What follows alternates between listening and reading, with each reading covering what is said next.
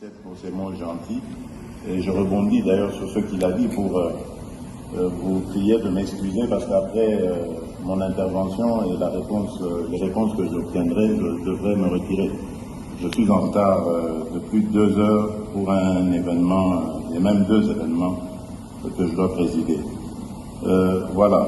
Je reviens, permettez-moi, encore sur le monnayage, parce que une de mes représentantes qui est aussi candidate à la députation nationale a été plaidée pour quelques-uns de ses électeurs dont la carte a connu des problèmes de défectuosité. Et là, malheureusement, et c'est vraiment scandaleux, des agents de la CENI lui ont exigé de l'argent. Donc, à raison de 10 000 francs congolais par duplicata. Je vous prie, Monsieur le Président, de tout mettre en œuvre pour non seulement définitivement éradiquer ce genre de pratique, mais aussi trouver ce genre de responsables et de les sanctionner sévèrement. Parce que ça commence comme ça et on ne sait pas comment ça va finir. Donc soyons très prudents. Alors, je voudrais aussi faire une autre observation à propos du décalage horaire entre la zone ouest et la zone est.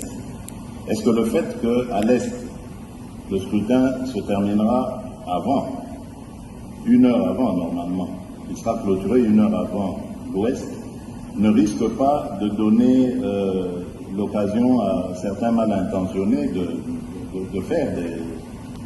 je pensais ici, par exemple, à 1 heure conventionnelle, uniquement pour ce jour-là, d'avoir une même zone horaire sur toute l'étendue du territoire national.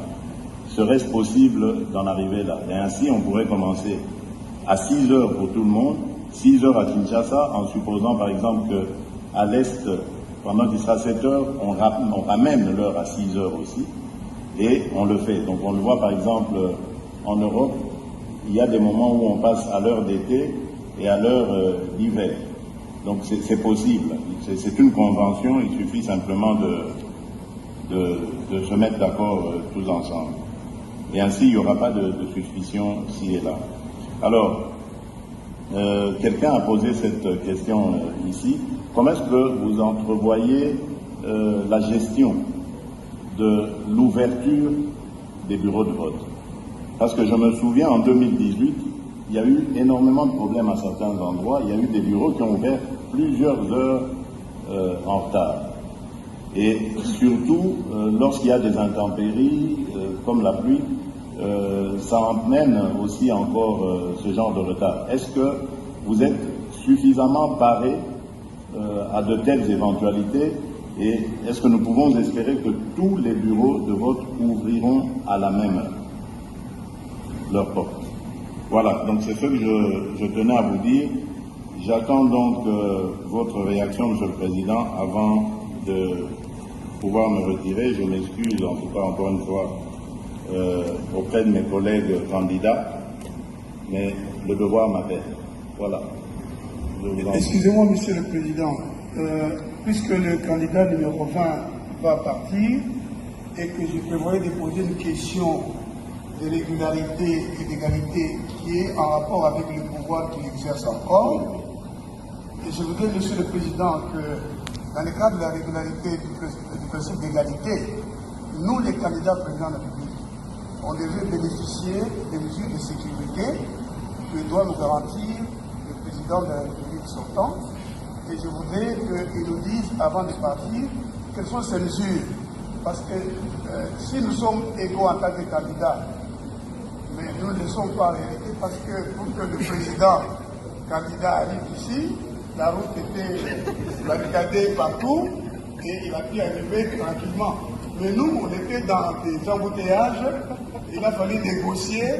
Mais si, dans le cas des mesures qui sont prévues, on peut nous assurer aujourd'hui que nous aurons le nombre de gardes, mais aussi un véhicule pour les policiers qu'on aura, un véhicule gyrophare pour nous ouvrir la route. Pendant le temps que nous sommes candidats, ce serait juste. Ce seraient des petites mesures qui réaliseraient l'égalité. Je pense que le président de la République sortant qui a encore le pouvoir peut nous les garantir à tous pour réaliser cette régularité et cette égalité. Je vous remercie. Heureusement, pas moi qui organise cela. Je crois que c'est le ministère de l'Intérieur. Sous vos ordres. Aussi les comportements des gouverneurs dans des provinces qui interdisent le meeting, la réunion.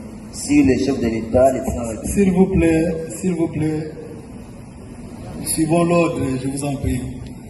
Nous demandons à son Excellence, Monsieur le Président de la CENI, de répondre à la question qui a été posée. Et je voudrais vous proposer, avec tout le respect dû à votre rang,